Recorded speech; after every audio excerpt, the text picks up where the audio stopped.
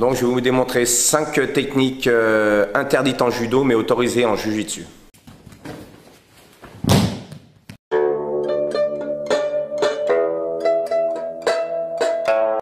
Bonjour, je me présente, je m'appelle Jean-Claude Rieux et je suis 6e dan. J'enseigne depuis plus de 30 ans et je me suis investi dans le jujitsu depuis les années 90. Alors pourquoi est-ce que certains mouvements sont désormais interdits en judo alors qu'on les retrouve encore en jujitsu? Alors ça vient des années 90 où il y avait une dominante de techniques d'arraché qui venait des pays de l'Est, qui s'apparentait beaucoup au sambo. Et on y voyait quasiment que des techniques d'arraché. Donc on utilisait les arrachés avec les bras et on négligeait un petit peu les techniques pures de judo comme les seoi, les hachiwaza ainsi que les koshiwaza. Et ça dénaturait le judo. Et c'est pourquoi la Fédération internationale de judo a voulu mettre des règles pour éviter que ça devienne trop de la lutte et plus assez du judo. En revanche, en jujitsu combat, ce sont encore des techniques autorisées. Ouais. Première technique, Kuzure Kataguruma. Je vais vous montrer la première technique, c'est un Kuzure Kataguruma.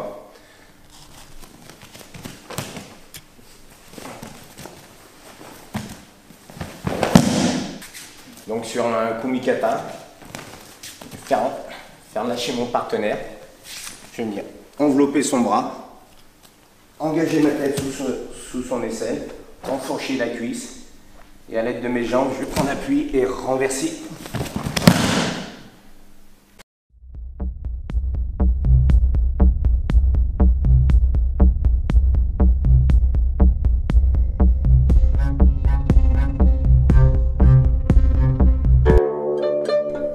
Deuxième technique, Ouchigari avec un arraché de la jambe.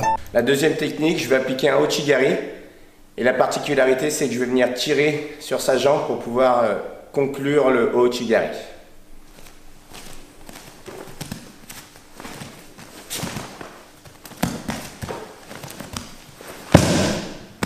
Donc là, on est en garde emboîtée.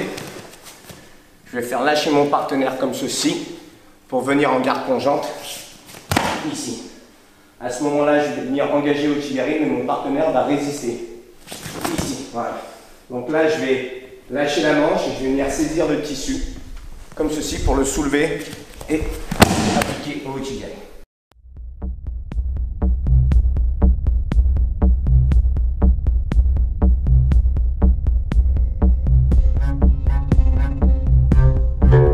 La troisième technique est extrêmement efficace, très facile à faire, on la retrouve très souvent en jujitsu, il s'agit de Teguruma.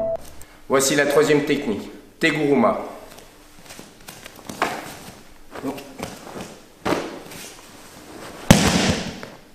Donc là, on est en garde comme ceci.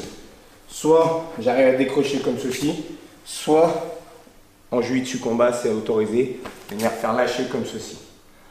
À partir de là, je viens descendre en gigotaille comme ceci, enfourcher. Et pour avoir une meilleure prise, je vais venir ceinturer la taille de mon partenaire. Et là, je vais arracher et projeter.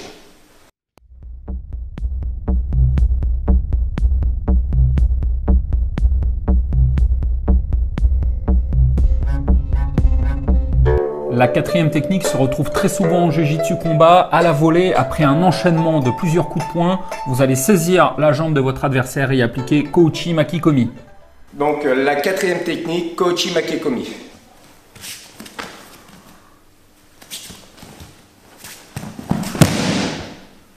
Alors en jujitsu combat, elle est souvent appliquée à la volée. Là, je vais la démontrer avec le kumikata. Je suis ici, je vais descendre comme ceci. La clé pour réussir ce mouvement, c'est de bien descendre sur vos jambes, comme Jean-Claude, pour bien réussir à s'insérer entre les jambes de votre adversaire. À partir de là, c'est assez facile à réaliser. Venir coiffer sa jambe à l'aide de mes deux mains et venir appliquer Kouchi Makikomi.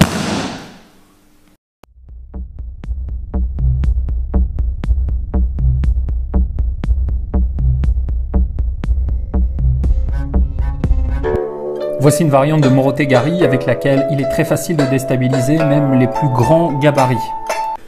Et pour finir, je vais vous démontrer une variante de Morotegari.